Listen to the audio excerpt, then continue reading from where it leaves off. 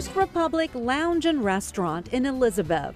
The brainchild of business partners Don Delory, Fred Raphael, Colombe Thomas Petit, Nafisa Holder, and Stan Nerone.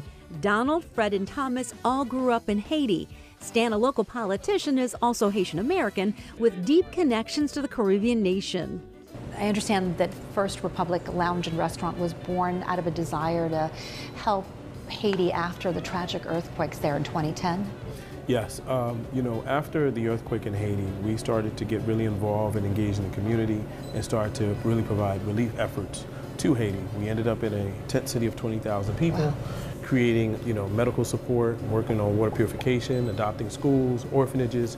And then when we came back, we kind of felt that it was important to really create sustainability in Haiti. What happens after the cameras are gone and all this is settled? What do we do next? And as budding entrepreneurs, we were brainstorming on different ideas. We wanted to open up different types of cafes. We had a strong background in entertainment. And, we love the arts, we love the food. And we said, why not really celebrate Haiti's culture?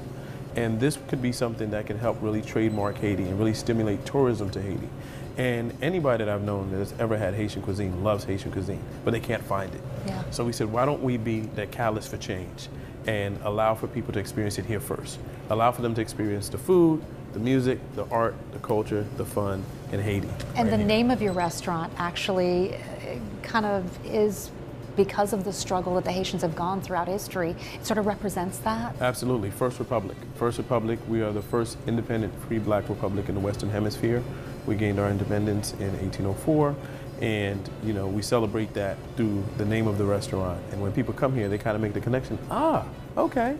And then when you look at the artwork, you see a lot of beautiful artwork done by Kervin Andre, and he celebrates the history of First Republic of Haiti through his art. And Haitian cuisine is really down to earth, isn't it? There's the French influence. How would you best describe it? Well, it's an influence. It has strong African roots. It has Caribbean roots. It has French roots. It's a mixture of everything, but it's become coined as Haitian cuisine. People often think it's spicy food, or they think it's jerk, and it's not jerk. It's not extremely spicy, but it's flavorful. So it's full of flavor. The griot is chunks of pork that are heavily seasoned and either fried or stewed.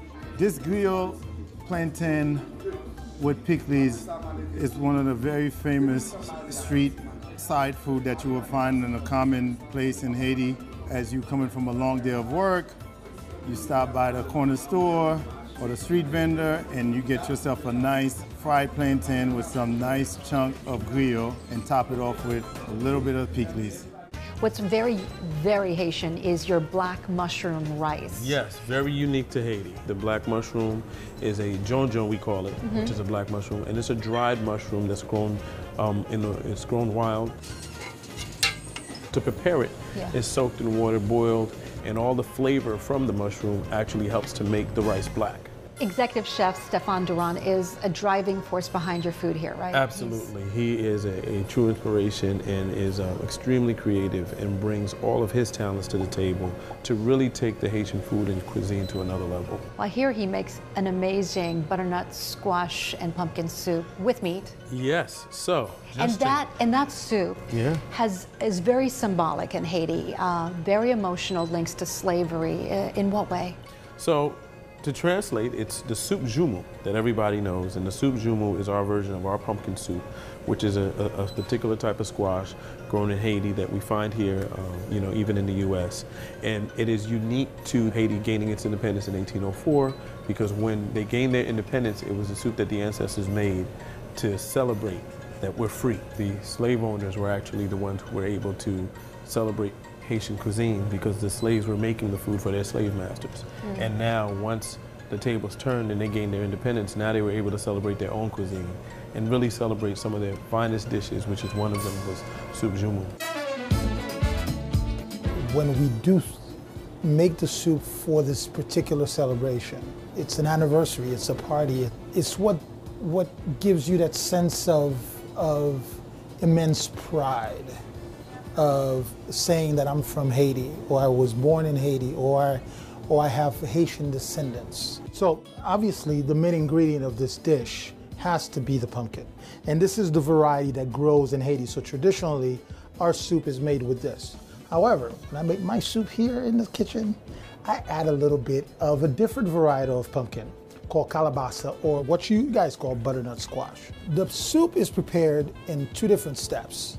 First, if you're using meat, you gotta season the meat. The meat is seasoned with what we call Haitian épices.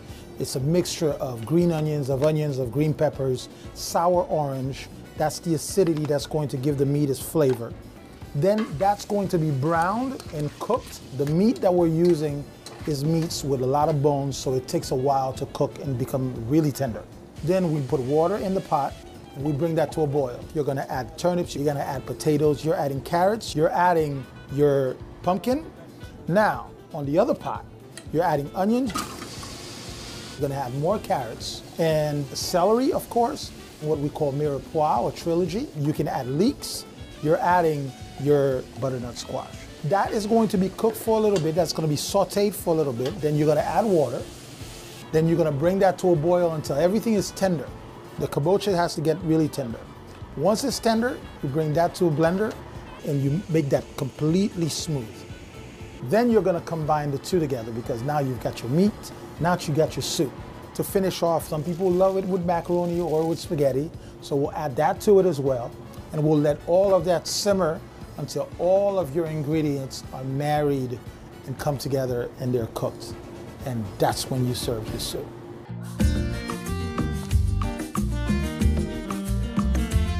Wow, this smells incredible. I mean, the smell is amazing. Wow. Wow, just like bursting with so much flavor. Right.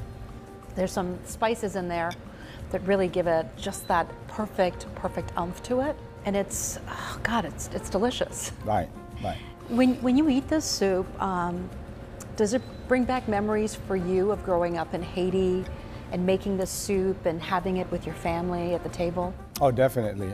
For us, it's freedom in a bowl, right? Yeah. It's something that's a tradition that's been there way before us, and it's really rejoicing to be able to do that every year. I mean, we do drink the soup throughout the year. Obviously, on the first of the year, it has a special meaning to us as Haitians to be able to kind of come together as a family and then be able to drink the soup. So. Well, what is it like when you sit at the table and you have the soup? There must be all kinds of feelings going on. Right, definitely. It's really a time of remembrance to be able to kind of go through the process. As you can see, it's a labor of love, right? So when you think about it, something that we used to be able to prepare for the slave masters and not ever have the sense to enjoy it. To be able to enjoy it at this point in time, it takes you back for many, many years of what the slaves, what our ancestors went through. I will tell you that every Haitian that's abroad, every Haitian that's in Haiti, takes so much pride in the country itself. We don't look past the poverty. I know it's there. But at the same time, what we do is really sit down and kind of reflect. Having a chance to spend about 14 years of my life in Haiti and come here and then be able to go back and see that. It's still heart-wrenching, but at the end of the day, we strive for a better day. We know that things will change, and we fight for that every day. So every spoon, every time we get a chance to rejoice and have this, those are the memories that it brings back for me. Fred, thank you so much. It was really a great experience learning all about the food of Haiti and the beautiful culture and the art. Thank you so much for having us here. No, first of all, I want to say thank you, and I will say that if you haven't been to Haiti, we want you to come here and experience it here first. So definitely a place to come to enjoy the food.